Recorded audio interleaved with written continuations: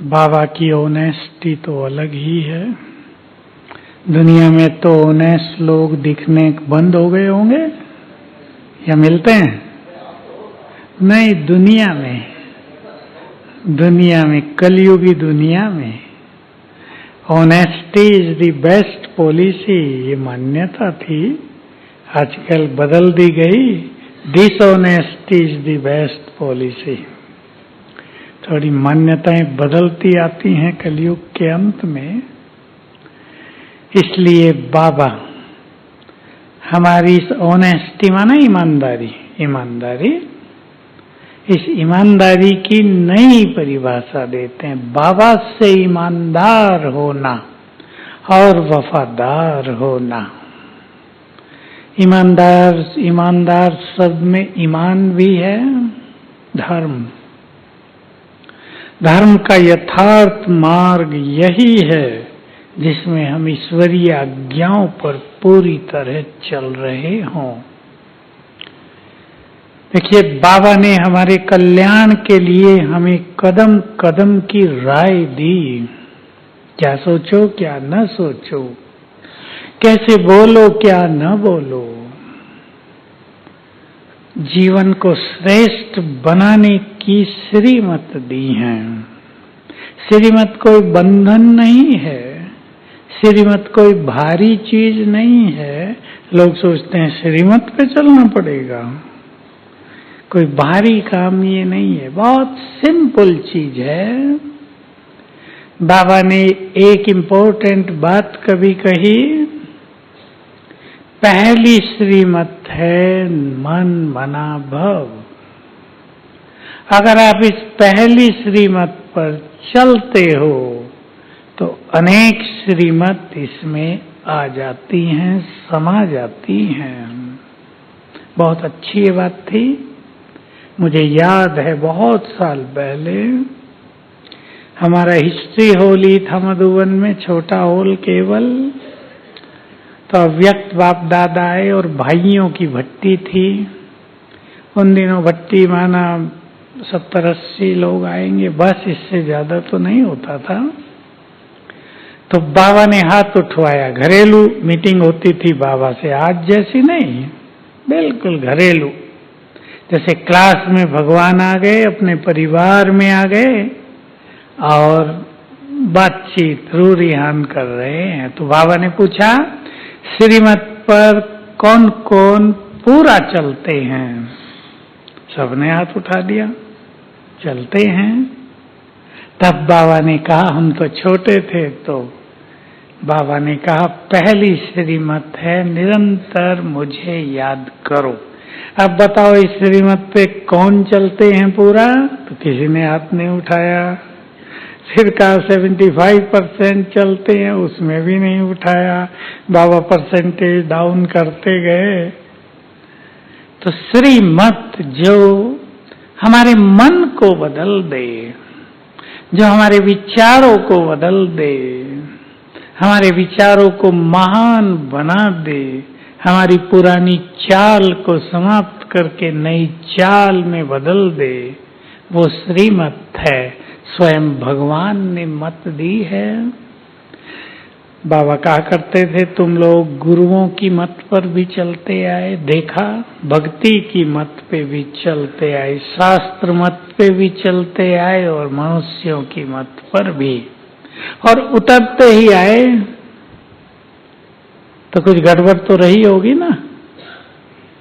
जाना हो ऊपर की ओर और फिसल रहे हो नीचे, तो कहीं ना कहीं गड़बड़ तो रही। बाबा स्पष्ट समझाते थे। देखो,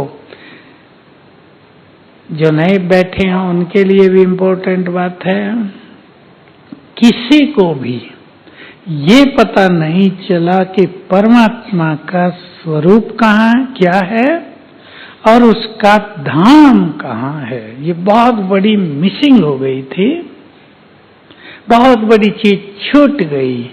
जब कुछ समझ में नहीं आया तो कह दिया सब जगह तू ही तू है, छोड़ो झंझट, यहाँ है या वहाँ है, तेरे में है या मेरे में, सब में है। गंदगी में भी है तो पत्थरों में भी है। हम पूछा करते थे उन दिनों, इस पे बहस बहुत चलती थी कि पत्थर में रह के भगवान क्या करता है भाई, क्या जरूरत पड़ गई उसको गंदगी में भी रहने की। गलत कंसेप्शंस दे दिए संसार को, गिरते आए। एक बहुत सुंदर बात बाबा ने आके शुरू कर दी, आप सब उसके अनुभवी हैं। रोज सवेरे बाबा की मुरली सुनना, क्या होता है इससे? इसको कोई साधारण बात ना समझे। मुरली के समय हमारा भगवान से मिलन होता है, रोज विचार बदलते हैं, रोज खुराक मिलती है। किसी भी संन्यास आश्रम में ये प्रथा नहीं है कि रोज कुछ अच्छी बात सुनाई जाए। गीता पाठ भी लोग करते हैं, लेकिन कभी भी करते हैं। सवेरे करें, उससे आत्मा में बल भर जाए। रोज होता है या नहीं? रोज जागृति हो जाए। बाबा के महावाक्य माना रोज हमें जगाते हैं, बहुत बड़ी चीज हो गई। तो श्रीमत मिल गई, रोज क्लास करो, मुरली सुनो। उससे पहली श्रीमत मिल गई रोज अमृत वेले की। सब जानते हैं वो सुख परम सुख है। जो उससे वंचित रहते हैं उन्हें तो उस सुख का कोई आभास ही नहीं है। यहाँ तो आप सब बहुत आते हैं, सुख मिलता है या नहीं? सवेरे किस किस को मिलता है? जरा हाथ उठाना। सबको मिलता है। बाबा से बात कर लें। सवेरे के बारे में दो चीज आपको कह दूं, श्रीमत है, ये सब श्रीमत के अंतर्गत आ रहा है। सवेरे उठकर स्वमानों की माला स्मरण करो। बहुत ध्यान देंगे सभी। सवेरे उठते ही पहले मिनट में मन इधर उधर न चला जाए।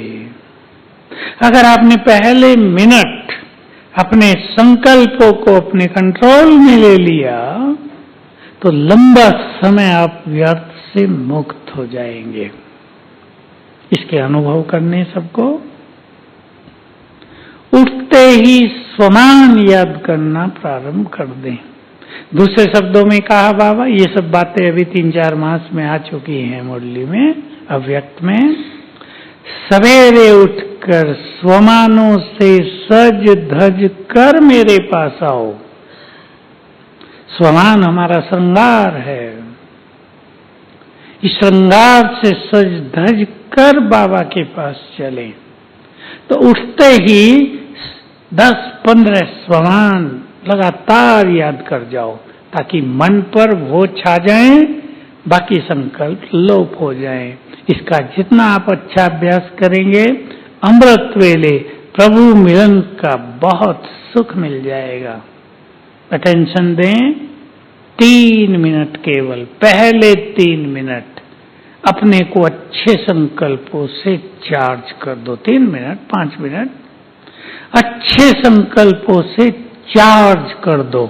देखो जीवन कैसा होता है। सवेरे का समय पूरे दिन को अफेक्ट करेगा, वो दिन अगले दिन को प्रभाव डालेगा। रोज सवेरे अगर ऐसा करने लगे तो 1-2 मास में जीवन तेजी से बदलता हुआ नजर आएगा। जिनका क्रोध नहीं जाता वो जाएगा, जिनके संस्कार नहीं बदलते सहज बदल जाएंगे, आप ही बदल जाएंगे। तो बहुत अच्छी तरह स्वमानों से शुरू करेंगे अमृत वेले को। और दूसरी चीज वो बाबा ने कही है, सवेरे ही जो प्राप्तियां तुम्हें बाप से हुई हैं उन्हें याद करो और संकल्प करो, मेरे जैसा भाग्यवान कोई नहीं। जिसे आंख खुलते ही भगवान मिलता है। आंख खुली और वो बुला रहा है, आओ मेरे पास, जो चाहे मुझसे ले लो। शुक्रिया करें उसका। प्राप्तियों की आप लिस्ट बना सकते हैं, कम से कम 16। वो पहले ही होमवर्क कर लेना है, यहीं कर लो।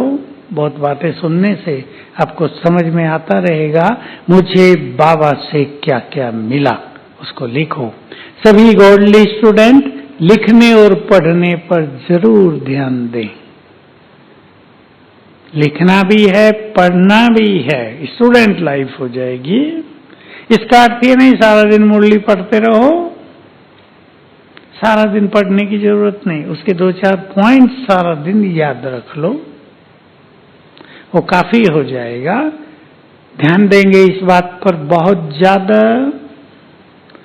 हर संकल्प से एनर्जी पैदा होती है, इसलिए रोज की मुरली से कम कोई एक पावरफुल संकल्प अपने ख्यालों के लिए रख लो। आज की मुरली बहुत सुंदर थी। ऑनेस्टी, श्रीमत और कई चीजें बाबा ने महावाक्यों में बताई। मैंपन का त्याग, मैं और मेरे का त्याग। 1-2 बात याद रखो, उसे याद करेंगे दिन में 5-7 बार, एक ही बात, तो उससे ब्रेन को एनर्जी मिलती रहेगी। याद रखेंगे, नोट कर लेना जो नोट कर रहे हैं। ब्राह्मणों के संकल्पों में बहुत पावर है। इसको इस तरह भी लिख सकते हैं, मेरे संकल्पों में बहुत शक्ति है। बहुत सारे काम संकल्पों की शक्ति से करने की प्रैक्टिस करें सभी। संकल्प चेंज करो, जीवन चेंज हो जाएगा। संकल्पों में बहुत ताकत है।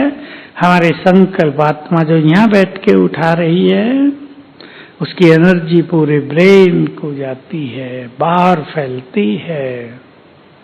अच्छे संकल्प करेंगे, ब्रेन उसी तरह अपने को मैनेज करेगा।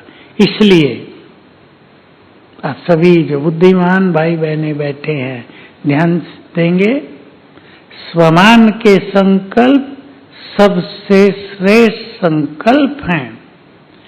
उस संकल्प की एनर्जी ब्रेन को बहुत पावरफुल बनाएगी। आपको ब्रेन की तकलीफें ही नहीं होंगी, मानसिक रोग ही नहीं होंगे जीवन भर, क्योंकि मानसिक रोगों का प्रकोप संसार में बढ़ता जा रहा है। 2025 तक लगता है संसार की बहुत बड़ी पॉपुलेशन मानसिक रोगों का शिकार हो जाएगी। बढ़ता जा रहा है। पावरफुल संकल्प स्वमान के करो। माताओं को मैं कुछ संकल्प दिया करता हूं, आप लोग सुनते होंगे, आज से पक्का कर दो। मैं अपने घर की इष्ट देवी हूं। भाई लोग भी ले लें। मैं इस घर में एक महान आत्मा हूं। कोई ज्ञान में है या नहीं है, इसको नहीं सोचना। मैं इस घर में महान आत्मा, घर की बहुत बड़ी शक्ति हूं मैं। एक शक्तिशाली आत्मा घर में हो, बहुत काफी है। दूसरा संकल्प बहनों माताओं के लिए, जो भी इसका सुख लेना चाहे, मैं पवित्रता की देवी हूं। आपके ब्रेन को प्योर वाइब्रेशंस मिलते रहेंगे, जैसे खुराक मिलेगी लगातार। जितनी बार आप संकल्प करेंगे, एक बार में 5 बार कर जाना, मैं पवित्रता की देवी हूं, मैं पवित्रता की देवी हूं। 5 बार देखो, टॉनिक जाएगा आपके ब्रेन को, और ब्रेन ठीक तो सारी बीमारियां ठीक। ब्रेन सारे शरीर को कंट्रोल करता है, सब कुछ ठीक हो जाएगा। आप बीमारियों पर इस एक संकल्प के प्रयोग से विजय पा सकते हैं, लेकिन थोड़ा ज्यादा करना पड़ेगा। भाई लोग भी ले लें, मैं पवित्रता का फरिश्ता हूं। बहुत इफेक्टिव है ये संकल्प। ये सबसे श्रेष्ठ संकल्प हैं संसार में। इनसे महान संकल्प दुनिया में कोई जानता ही नहीं। स्वमान कोई तो नहीं जानते। किसी शास्त्र में, वेदों में इसकी चर्चा बिल्कुल मिस हो गई है। हम सभी इसके सुंदर सुंदर अनुभव करें। तो बाबा की पहली 2 श्रीमत हम सबको पालन करनी है, सवेरे योग और मुरली। जो मुरली में ढीले हैं वो जरा चुस्त हो जाएं। मुरली में आना माना, आपको ये बात बिल्कुल नहीं लगेगी, बाबा की नजर हम पे आना।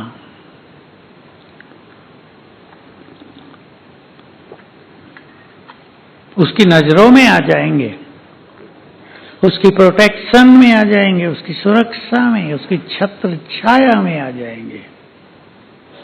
बहुत सुंदर ये बात है। मैं आपको एक स्वमान और याद दिला दूं, सबको अपने स्वमान को बहुत जगाना है। बाबा का प्रसिद्ध स्वमान है और इस पर बहुत आत्माओं ने काम किया है। बाबा के मैं दूसरे शब्द याद दिला रहा हूं। संकल्प वही है, मैं मास्टर सर्व शक्तिवान हूं, लेकिन बाबा के दूसरे शब्द हैं। साकार मुरली में आ गए हैं, जो ध्यान से सुनते हैं उनको याद आ जाएगा। उन संकल्पों की हमेशा प्रैक्टिस रखनी चाहिए। तुम इस धरती के चेतन सितारे हो, नक्षत्रों से भी अधिक महाबलवान हो। नक्षत्र माना ग्रह। कितनी बड़ी बात बाबा ने कही। हम अपनी शक्तियों को भूले रहते हैं। बाबा रोज जगाता है हमें और हमारी शक्तियों को। जगाएं आप भी। वो सो जाती हैं रोज, रोज रोज उन्हें जगाना है, कई बार जगाना है तो वृद्धि होती रहेगी। बाबा की एक बहुत अच्छी नशे की शक्तिशाली बात आपको सुना देता हूं। बाबा ने कभी कहा था, कोई बाबा के ऐसे बच्चे सामने आए थे जिनके सामने परिस्थितियां बहुत थी, परीक्षाएं बहुत थी, लोग बहुत उल्टा सुल्टा बोलते थे। तब बाबा ने ये कहा उन्हें देखकर, एक तरफ संसार की अक्षौणी सेनाएं हों और दूसरी तरफ तुम अकेले।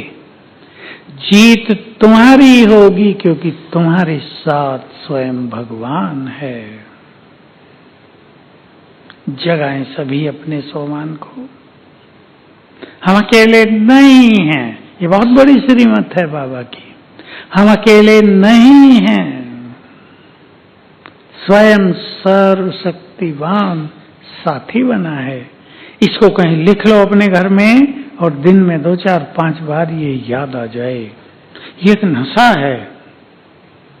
भगवान हमारा साथी है, हम अकेले हैं ही नहीं। ये याद आते ही हमारी शक्तियां कई गुना बढ़ जाएंगी और परिस्थितियां और समस्याएं लोप हो जाएंगी। आप इसके अनुभव करें जीवन में। अनुभव की एक बात और सुना देता हूं, करते होंगे आप और ज्यादा करना, और वो है, मैं वो महावाक्य सुना देता हूं पूरा। जब भी परिस्थिति आए, प्यार से कहना, करो याद, माताओं को तो याद होगा। भाई लोग बताओ, मेरे बाबा मीठे बाबा। आगे तो बोलो, नहीं प्यारे बाबा नहीं। आ जाओ, मदद करो। तो बाबा भी, यही तो बात है असली।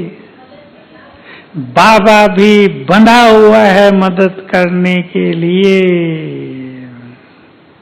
जिसको भगवान मदद करने का वायदा कर रहा हो, वो उसकी मदद न लेकर अकेले युद्ध के मैदान में विचरण करें। बिना बंदूकों के कोई सैनिक युद्ध के मैदान में चला जाए, पाकिस्तान से युद्ध हो रहा हो, क्या हो जाएगा? गया काम से। तो बाबा हमारे साथ है इस माया के युद्ध में, परिस्थितियों के युद्ध में। लाइफ एक चैलेंज बन गया है। इस चैलेंज में वो स्वयं हमारे साथ, ये केवल याद रखना है और बुला लो, आ जाओ, मदद करो। इसके रोज अनुभव करना अपने जीवन में, बहुत अच्छा होगा, बहुत बहुत अच्छा मजा आएगा जीवन की यात्रा में। तो श्रीमत तो 100 हो सकती हैं, पर आप 5-7 की लिस्ट बना लेना, क्योंकि ज्यादा बनाएंगे तो भारी हो जाएंगे। इतना करना पड़ेगा, करना कुछ नहीं है।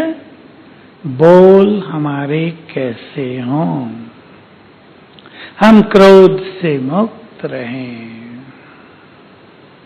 वही बात जो हम रोज क्लासेस में सुनते हैं, वो श्रीमती तो है।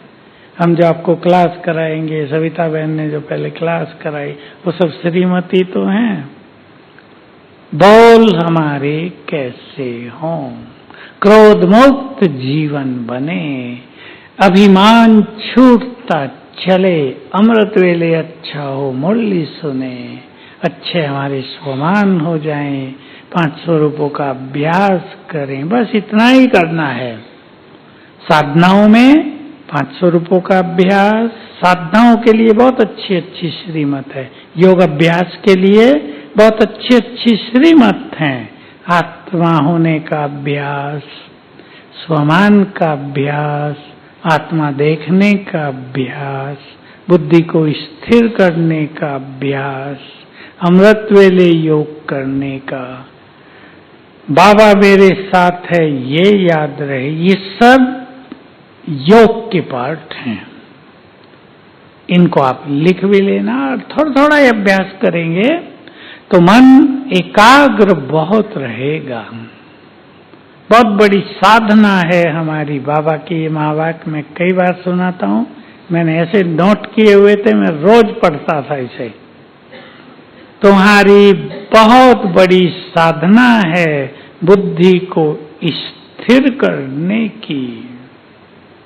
और आज तो ये सबसे बड़ी साधना हो गई, क्योंकि आज के संदर्भ में मनुष्य की बुद्धि, मन बहुत भटक रहा है, अननेसेसरीली भटकता है, पता भी नहीं चलता क्यों भटक रहा है। मैं 1-2 चीज आपको और कह दूं। समय तेजी से बदलेगा। ये ना सोचना कोरोना चला गया शांति हो गई, मुंह तो आपके अब भी बंद कर दिए गए। ऐसा ना सोचना कोरोना चला गया शांति हो गई। कोरोना तो सचमुच चला गया, वो है नहीं अभी। वो तो किसी को भी जुकाम हो जाए हॉस्पिटल में जाओगे पॉजिटिव, जुकाम हुआ माना पॉजिटिव। वो तो मेडिकल प्रोफेशन है ना, कॉमर्शियलाइज हो गया सब कुछ। लेकिन तेजी से जो कोरोना से ही शुरू हो गया है, तेजी से इस संसार में भय बढ़ता जाएगा। बहुत भय होगा, मनुष्य भयभीत रहेंगे। अब तो दूसरा बड़ा पार्ट आ रहा है जल्दी, उसकी नींव पावरफुल पड़ती जा रही है भारत में, आप समझ गए होंगे।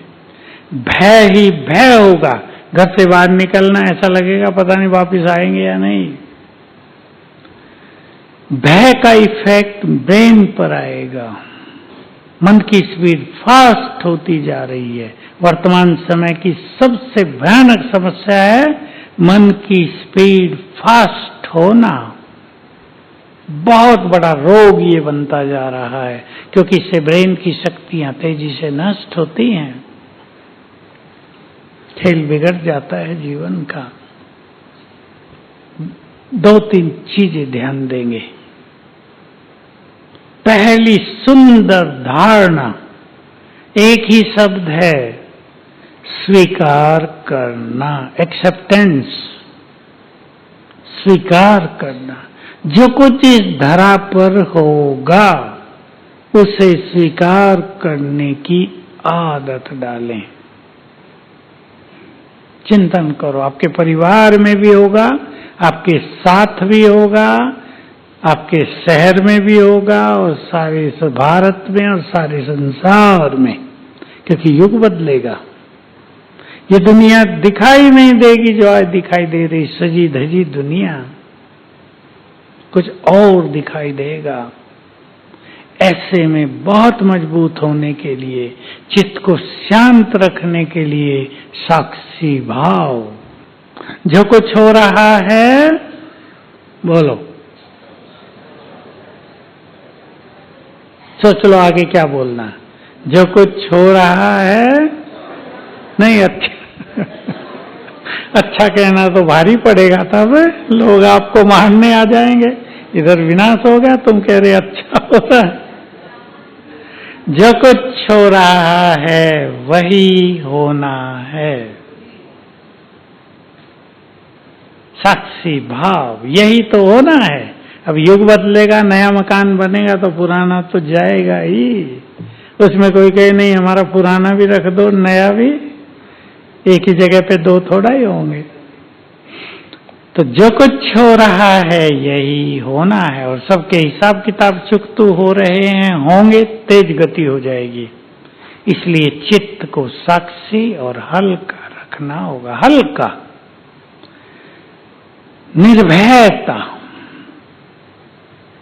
सवेरे उठ के आप याद करने लगो केवल 7 बार, मैं शिव शक्ति हूं, निर्भय हूं, मैं मास्टर सर्व शक्तिवान हूं, निर्भय हूं। 7 बार करेंगे, भय आएगा नहीं और आपको बहुत अच्छी आदत हो जाएगी। बाबा को बुलाने को भी अपनी आदत बना लेना है, बहुत अच्छा रहेगा। और तीसरी धारणा, हमें अपनी खुश रहने की आदत का विकास करना है। खुश रहना, खुश रहना सहज काम नहीं है आज की दुनिया में। कोई कोई तो खुश रहते हैं बहुत, और खुशी के लिए आप ये काम करेंगे ताकि आपकी खुशी एक आपकी पावर भी बन जाए, आपकी खुशी आपकी शक्ति बन जाए। मुरली सुनते हुए कहीं भी आप सुने, खुशी और नशे की पॉइंट नोट कर लो, रोज एक कर लो, ज्यादा नहीं, आती रहती है मुरलियों में। किस दिन आपको लगेगा नहीं भी आई, छोड़ दो। खुश रहने की और नशे में रहने की पॉइंट कम से कम आपके पास 20-25 हो जाएं, उन्हें अलग लिख लेना, फिर उन्हें पढ़ लिया, 3 मिनट में पढ़ लिया।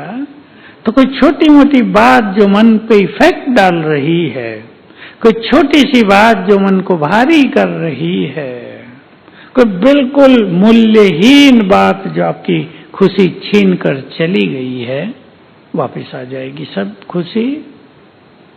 बातें छोटी लगने लगेंगी, बातें छोटी लगने लगेंगी, बातें बड़ी लगती हैं। ऐसा सबको प्लान बनाना है। देखो बाबा की मुरलियों में हम बहुत बार सुनते हैं, बच्चे तुम्हें बहुत नशा होना चाहिए, तुम भगवान के सम्मुख बैठे हो, भगवान तुम्हें पढ़ाने आ गया है। ये छोटी बात थोड़ा ही है। जिसको तुमने जन्म जन्म याद किया वो तुम्हारे सम्मुख विराजमान है। साकार मुरलियों में बहुत आता था ये। तो ये हमारी खुशी और नशे की पॉइंट है। मैं तुम्हारे लिए हथेली पर स्वर्ग लाया हूं, मैंने आकर तुम्हें सभी दुखों से मुक्त कर दिया है, मैं तुम्हें भक्ति का फल देने आया हूं। ऐसी 20-25 बातें आप नोट करो। अब ये स्टूडेंट लाइफ सभी को बनानी है बहुत अच्छी, ताकि हमारा मन, हमारी बुद्धि श्रेष्ठ बातों से भरपूर रहे। एक बात और अभ्यास की,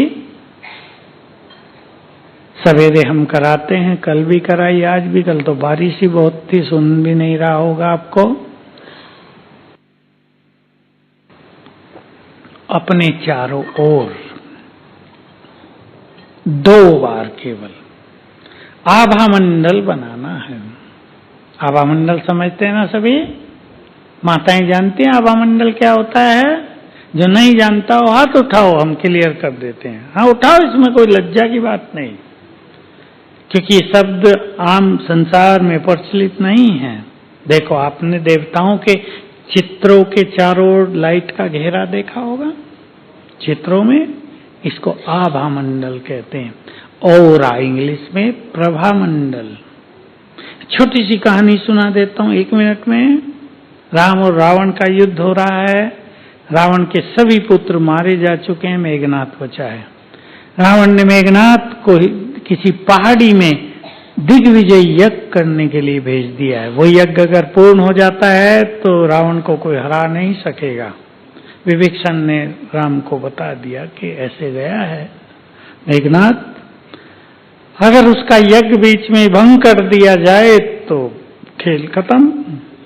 तो भेज दी वानर सेना। अब वानर तो वानर कूद फांद करने लगे, पानी डाल दिया, यज्ञ भंग हो गया। मेघनाथ क्रोध में उठ खड़ा हुआ, धनुष बाण संभाल लिया, लक्ष्मण सामने, पहला अस्त्र छोड़ दिया, ब्रह्मास्त्र, आजकल का एटम बम है वो। लेकिन तुरंत उसने क्या देखा कि लक्ष्मण के चारों ओर पावरफुल आभा मंडल घूम रहा है, देखा होगा आपने, और ब्रह्मास्त्र से नमन करके वापिस चला गया। एक ही बार यूज होता था, गया। हेलो, मेघनाथ देखता ही रह गया। दूसरी बार उसने छोड़ दिया नारायण अस्त्र, वो भी उस आभा मंडल का 3 बार चक्र लगाकर लोप हो गया। तीसरी बार उसने छोड़ दिया महादेव का दिया हुआ पाशुपात अस्त्र, वो उससे टकराया और गिर के समाप्त हो गया। मेघनाथ ने तो रावण को जाकर कहा था, हम इन्हें जीत नहीं सकेंगे, संधि कर लो, ये तो देव आत्माएं आई हैं कोई, ये हमारे चारों ओर बनाना है हमें, तो माया की कोई शक्ति, बॉम्ब्स की कोई शक्ति आपको टच नहीं करेगी। कलयुग का कोई प्रभाव इस आभा मंडल के बीच में नहीं आएगा। कैसे बनाएंगे? एक बार सवेरे बना लो, एक बार शाम को। क्लियर है? जिनको नहीं समझ में आता था, क्लियर हुआ? हाथ उठाओ। क्लियर हुआ? सवेरे और शाम किसी भी टाइम, इसमें अमृत वेले की बात नहीं है, किसी भी टाइम 7 बार संकल्प करेंगे, मैं मास्टर सर्वशक्तिवान हूं। अंग अंग से शक्तियों की लाल किरणें फैलने लगी, पहली बार से ही फैलने लगी, 7 बार कर लें, 5 बार कर लें, और मेरे चारों ओर बन गया शक्तिशाली लाल रंग का आभा मंडल। मैं उसके बीच में बैठा हूं, बैठी हूं। थोड़ी देर बैठ जाना, चाहे आंख बंद कर लेना, नो प्रॉब्लम। आभा मंडल के बीच में आप बहुत शक्तिशाली होंगे, सुरक्षित होंगे। दूसरी बात, पवित्रता का आभा मंडल बनाना है। 5 बार ऐसे ही याद करेंगे, मैं परम पवित्र आत्मा हूं या पवित्रता की देवी हूं। मेरे अंग अंग से गोल्डन किरणें फैलने लगी और बन गया एक बहुत तेजस्वी आभा मंडल चारों ओर। इसके बीच में बैठ जाएं। थोड़ी देर, 1-2 मिनट का काम है ये। बहुत सुख मिलेगा आपको। आप अपने घरों को भी इस आभा मंडल में बांध सकते हो, पूरे घर को। मैं मास्टर सर्वशक्तिवान हूं। किरणें फैल गई दूर दूर और घर के चारों ओर ये लक्ष्मण रेखा खींच गई। पावरफुल आभा मंडल में, आभा में आ गया आपका घर। इससे कोई चोर भी नहीं आएगा, भूत प्रेत भी नहीं आएंगे, कलयुग का कोई बुरा प्रभाव भी नहीं आएगा। चलो